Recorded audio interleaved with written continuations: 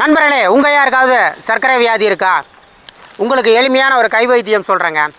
அதாவது இப்போ நம்ம பார்க்கக்கூடியது தான் சுண்டை. இதில் காட்டு சுண்டை அப்படின்றது. இந்த சுண்டை காயை நாம் சேகரிச்சுக்கணும். சேகரித்து அம்மியில் வச்சு அதை உருட்டினோம் அப்படின்னா காய் உடஞ்சிரும். தண்ணியில் அலசி அந்த விதைகளை எடுத்துட்டு நமக்கு இந்த சுண்டை தோல் மட்டும்தான் வேணும். அதை வெயிலில் காய வச்சு அதை வஸ்ரகாயம் பண்ணிக்கணும். அதாவது நெய்யில் வறுத்து பவுடர் பண்ணிக்கணும். அப்படி பவுடர் பண்ணனா இந்த சுண்டை வத்தல் எவ்வளோ இருக்கோ அதே அளவுக்கு வேப்பம் பூ ரெண்டையும் பவுடர் பண்ணி சம அளவுக்கு ஒன்றா கலந்துக்குவாங்க.